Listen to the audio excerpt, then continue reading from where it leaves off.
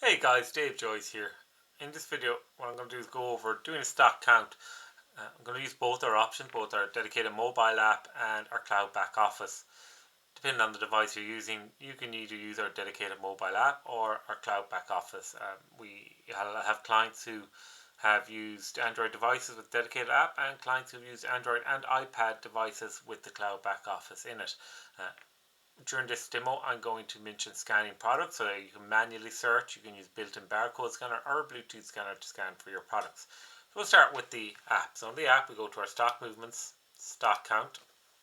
Here, the location is set for us because it's the current location we're in.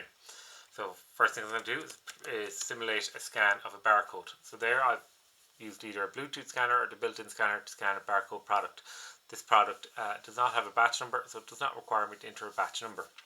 I can, while I'm doing stock take, also put in the bin location if I want, and we'll say we're going to count 10 of these. We hit OK.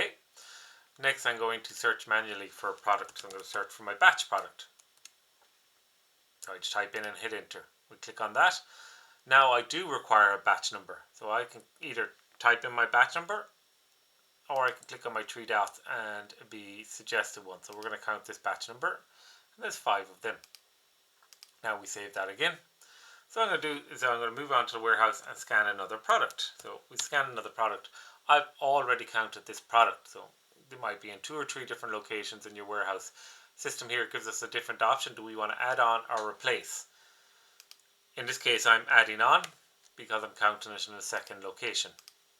Of course, I can just click on this item here and go, oh, I didn't mean to count 15 of them. I meant to count 14 and tell the system to replace, and that changes it to 14. So it gives you a lot of control. To get the actual product up there again, I just click straight on it and that brings it back up for us. That's our stock count. So I've counted all the products I need to count. I can now come down here and click finish. That stock count is now live on the system. So if we pop back to our cloud, we can again change which location we want to be in. The reason the app had the location hard coded was because I've set that location on that device. So in here, I'm going to stay with my Turbo head office, and then I'm going to type in my product again. I can type by description, use a barcode scanner, whichever I need to do. I'm going to pop in here and say our count quantity is 15.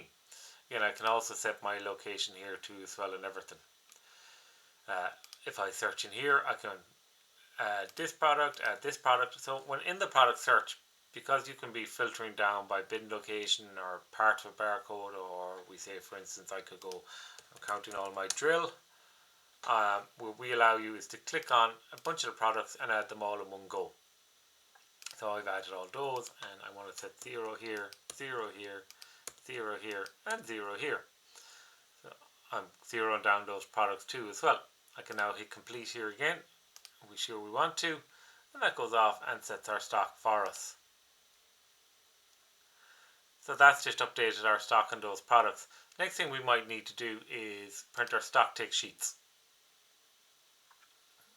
So they're going off generating our stock take sheets, or we might want to zero down all our products.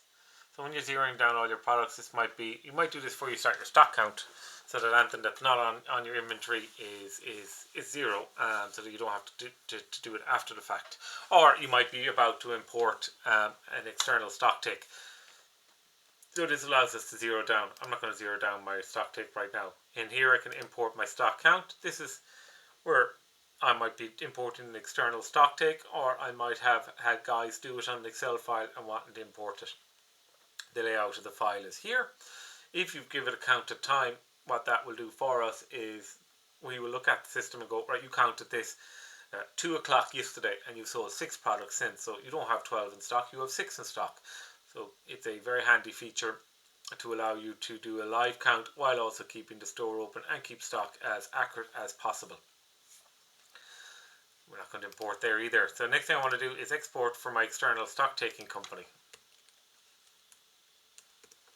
So we have a great integration with Scanmatics on the external stock take. So here you can use this stock take export for either Scanmatics or any other stock take company. You've got all your details there, and you just need to click on your little export button here and select Excel, and that will bring out your product file for importing to your external stock take company, and then you will come back into your warehouse stock count here and use your import stock count to get the figures back in. External stock take companies will normally provide you with the counted time so that we can take into account sales since then.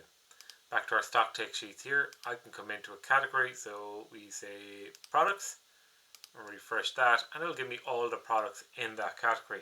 I can then print this page, or I can click my drop down arrow here and export it to Excel and go off and physically count using that information. So that's how to do stock counts in Turbo, both using the dedicated app and our cloud back office. Thanks guys.